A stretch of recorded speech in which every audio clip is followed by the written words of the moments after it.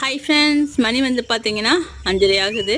இன்னும் சரியாக பொழுது கூட விடியலை. நம்ம வந்து பழம் பொறுக்கிறதுக்காக போய்கிட்டுருக்கோம்ப்பா. நான் போகிறதும் பாருங்கள், முன்னாடி 2 பின்னாடி 3 எல்லாம் வந்துக்கிட்டு இருக்காங்க.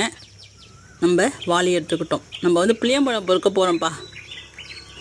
நேற்று கிளைமேட் வந்து பார்த்திங்கன்னா காலையிலேருந்து சாயந்தரம் 4 மணி வரைக்கும் மூடிக்கிட்டு இருந்துச்சு.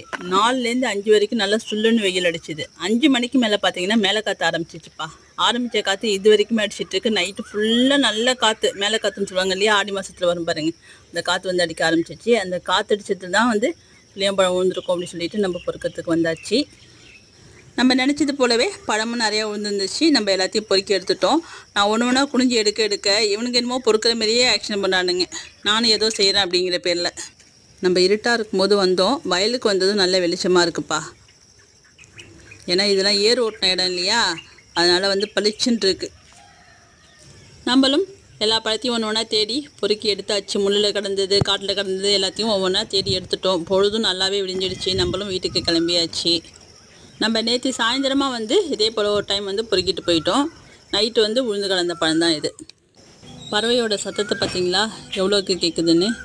வழக்கம் போல் நம்ம குயிலும் கத்த ஆரம்பிச்சிச்சு. நம்மளும் வீட்டுக்கு வந்தாச்சு. நம்ம ரெட்டு வந்து எங்கே போனேன் அப்படின்னு கேட்குறாங்க. இது அவங்க அம்மா நினச்சிக்கிட்டு எல்லாம் ஏறிட்டு இருக்கானுங்க மேலே.